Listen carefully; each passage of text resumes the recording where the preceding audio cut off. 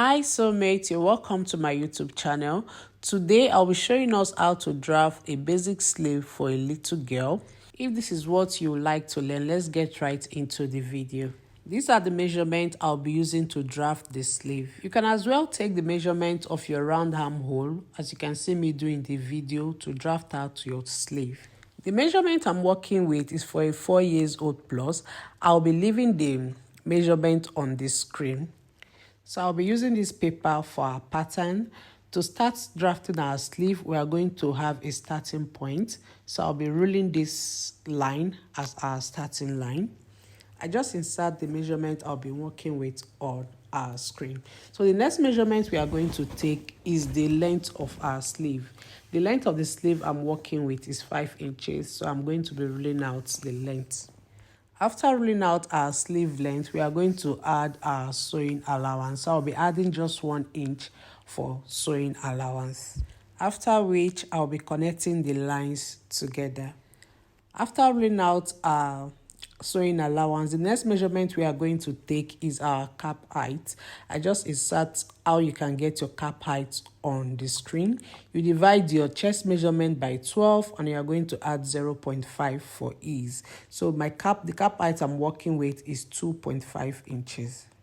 So the next measurement we are going to take is our chest measurement, or the measurement of our round armhole. You divide your chest measurement by 4 and you are going to insert it there. So after inserting our chest measurement divided by 4 or our round armhole measurement, we are going to connect it to our starting point. So the next thing we are going to do is to look for the midpoint of our round armhole measurement. And you are going to mark it out. After getting the midpoint of your round armhole measurement, you are going to come up by 0.5. You are going to come up by half of an inch and mark it.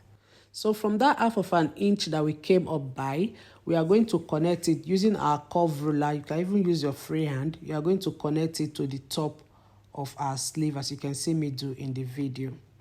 After connecting it, the next thing we are going to do is to use our curve ruler, and we are going to connect it this way back to the measurement we took for our chest line. That's our armhole measurement. As you can see me do, you just connect it like so. So after connecting it, the next thing we are going to do is to take our round sleeve measurement and we are going to insert it.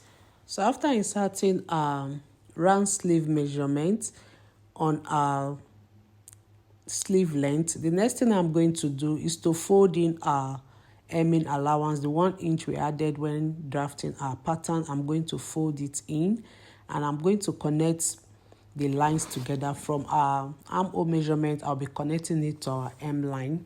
Watch me the way I'm going to connect it. So I'm going to connect it straight down. So after connecting it, I'll be adding 1 inch for our sewing allowance.